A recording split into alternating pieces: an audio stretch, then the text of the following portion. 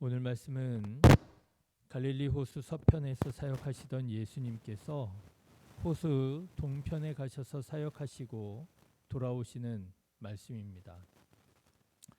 갈릴리 호수 서편은 벳세다, 가버나움 등 유대인이 사는 지역으로 예수님께서 주로 활동하신 곳이었다고 한다면, 갈릴리 호수 동편은 소위 데가볼리라고 불려지는 지역으로 이방인들이 주로 사는 곳이었고, 그래서 예수님께서 자주 찾으신 곳은 아니었습니다.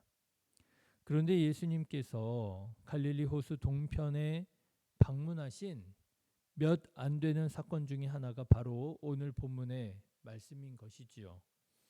그런 의미에서 보면 참 의미 깊은 사건이고 우리가 주목할 만한 사건이라 말씀드릴 수 있겠습니다.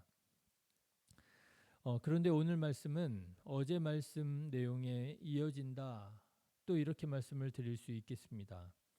예수님께서 갈릴리 호수 서편에서 여느 때처럼 하나님의 말씀을 가르치고 계실 때에 예수님의 가족들이 예수님을 찾아왔고, 이 소식을 사람들이 예수님께 알립니다. 예수님, 당신의 어머니와 동생들이 밖에 와 있습니다. 이렇게 알리지요.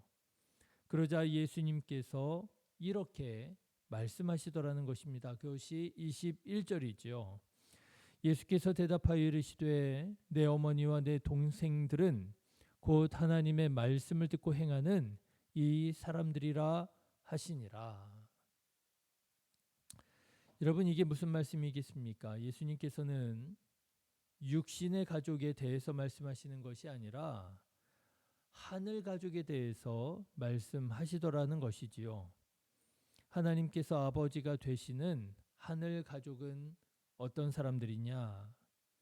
말씀을 듣고 그 말씀을 행하는 사람들이 하늘 가족이라, 이렇게 말씀을 하시는 것입니다. 어제도 말씀드렸습니다만, 어떤 사람이 말씀을 잘 듣는 사람이냐? 그저 듣기만 잘하면 말씀을 잘 듣는 사람이냐? 그저 말씀을 많이 들으면 말씀을 잘 듣는 사람이냐? 그렇지 않다라고 하는 것이지요. 어떤 사람이 말씀을 잘 듣는 사람이냐? 말씀을 듣고 들은 말씀에 순종하는 사람, 그 사람이 바로 말씀을 잘 듣는 사람이라고 하는 것이죠. 다시 말씀드립니다마는, 여러분, 말씀을 듣기만 하는 사람이 아니라 듣고 순종하는 자 되셔서 예수님께서 말씀하신 것처럼 하늘 가족을 이루어가는 저와 여러분 되시기를 주님의 이름으로 축원합니다. 자, 그런데 당시 사람들이 예수님의 말씀을 잘 들었느냐? 그렇지 않았다는 거예요. 오늘 말씀을 보시면, 오늘 이 갈릴리 호수 서편에서 갈릴리 호수 동편으로 다녀오시는 이 사건들을 보면, 사람들이 예수님의 말씀을 들으려고 하지 않고 오히려 예수님의 말씀을 거역하고 있었구나 하는 것을 아주 적나라하게 보게 됩니다.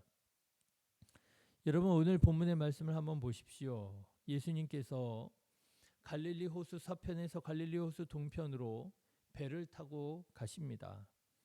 그런데 마침 광풍이 불어서 배가 위태위태하게 되자 제자들이 예수님께 살려달라고 호들갑을 떨게 되지요. 그러자 주무시던 예수님께서 일어나서 바람과 물결을 꾸짖으셨고 잠잠해졌다 하는 것입니다. 자, 그런데 여러분, 이 사건을 보면 누가 예수님의 말씀을 듣고 순종하고 있습니까? 무생물인 바람과 물결이 예수님의 말씀을 듣고 순종하더라는 것입니다. 예수님께서 바람과 물결을 꾸짖어 잠잠하게 하시니 잠잠해졌습니다. 바람과 물결이 말씀을 듣고 순종하더라고 하는 거예요. 여러분, 얼마나 놀라운 일입니까? 무생물도 예수님의 말씀에 순종합니다. 그래서 25절 말씀에 보면 제자들이 이렇게 놀라죠. 제자들에게 이르시되 너희 믿음이 어디 있느냐 하시니 그들이 두려워하고 놀랍게 여겨 서로 말하되 그가 누구이기에 바람과 물을 명함에 순종하는가 하더라. 이 무생물들도 예수님의 말씀에 순종하더라는 것입니다. 자, 여러분 또 보십시오. 그렇게 배를 타고 호수 동편 거라사인의 땅에 와서 보니까 누가 있어요? 귀신 들린 사람이 있더라고 하는 거예요. 그래서 예수님께서 그 귀신을 쫓아내 주시고 그 사람을 구원하시지요. 32절과 33절의 말씀을 한번 보십시오. 마침 그곳에 많은 돼지떼가 산에서 먹고 있는지라 귀신들이 그 돼지에게로 들어가게 허락하심을 간구하니 이에 허락하시니 귀신들이 그 사람에게서 나와 돼지에게로 들어가니 그 떼가 비탈로 내리다가 호수에 들어가 몰사하거늘 그랬습니다. 자, 그런데 여러분 이 사건을 가만 보십시오. 귀신들이 지금 누구의 말씀을 듣고 있습니까? 예수님의 말씀을 듣고 예수님의 말씀에 복종하더라고 하는 것입니다. 예수님 저기 돼지떼들이 있는데 우리가 돼지떼에게 들어가게 해 주십시오 라고 예수님의 허락을 구하잖아요. 예수님께서 허락하시니 귀신들이 돼지떼에게 들어가잖아요. 누가 지금 예수님의 말씀을 듣고 순종하고 있느냐? 귀신들도 예수님의 말씀을 듣고 순종하더라고 하는 것입니다. 오늘 사건을 보면 그런 것이에요. 무생물인 바람과 파도도 예수님의 말씀을 듣고 순종했고요. 하나님을 거역하는 이 귀신들마저도 예수님의 말씀에 굴복하더라라고 하는 것입니다. 자, 그런데 여러분, 누구는 예수님의 말씀을 듣지 않았느냐 하면 사람들이 예수님의 말씀을 듣지 않더라는 거예요. 바로 거라사 사람들입니다. 37절의 말씀을 한번 보십시오. 거라사인의 땅 근방 모든 백성이 크게 두려워하여 예수께 떠나가시기를 구하더라. 예수께서 배에 올라 돌아가실세 그랬습니다. 영접해야 마땅한 예수님을 영접하지도 않고 말씀을 듣고 말씀에 순종해야 마땅한 사람들이 예수님의 말씀을 듣기는커녕 자기 마을에서 예수님이 떠나주시기를 간구하더라라고 하는 거예요. 여러분, 저는 오늘 말씀을 묵상하면서 이 사건들이 우리가 얼마나 하나님의 말씀을 듣기만 하고 순종하지 않는지를 보여주는 말씀이구나. 우리의 불순종을 책망하고 드러내는 말씀이로구나 깨닫게 되었습니다. 이거 보라는 거예요. 바람과 물결도 하나님의 말씀을 듣고 순종하는데 귀신들도 하나님의 말씀을 듣고 복종하는데 사람들이 영접해 마땅한 사람들이 감사해 마땅한 사람들이 예수님의 영접하지도 않고 말씀에 순종하지도 않더라. 여러분, 우리는 어떻습니까?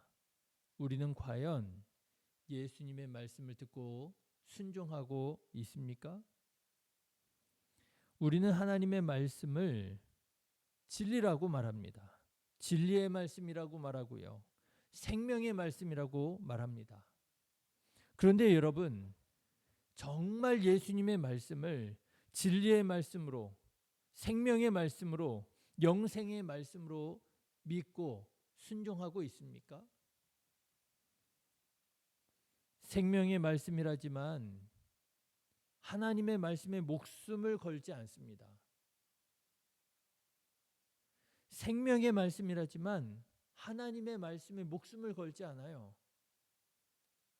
말씀대로 살다가는 죽을 거라고 생각을 합니다. 망할 거라고 생각합니다. 그런데 말은 생명의 말씀이라고 말하고 있지 않습니까? 영생의 말씀이라지만 그 말씀에 생명력이 단 1시간도 안 돼요. 예배 드릴 때에만 하나님의 말씀이지 예배가 끝나는 순간 그 영생의 말씀이라고 들었던 말씀은 우리들의 귀에서 우리들의 머리에서 사라지고 맙니다. 영생의 말씀이 맞습니까? 진리의 말씀이라지만 교수님이 하는 말보다 못합니다. 심지어는 내 주변에 있는 뜨내기들이 하는 말보다 하나님의 말씀을 신뢰하지 않습니다. 옆에 있는 사람이 누가 뭐라고 말하고 하면은요, 그거는 막 혹해가지고 정말 그런가 보다 하고 그런 거를 믿어요. 그런데 진리의 말씀이라고 하는 하나님의 말씀은 들으려고 하지 않습니다. 그러니 여러분, 어떻게 하나님의 말씀에 순종하겠습니까? 말씀을 듣지도 않고 말씀을 듣기는 해도 그 말씀을 생명의 말씀으로 듣지 않고 영생의 말씀으로 듣지 않고 진리의 말씀으로 듣지 않는데 어떻게 하나님의 말씀에 순종하겠습니까? 사랑하는 성도 여러분, 하나님의 말씀을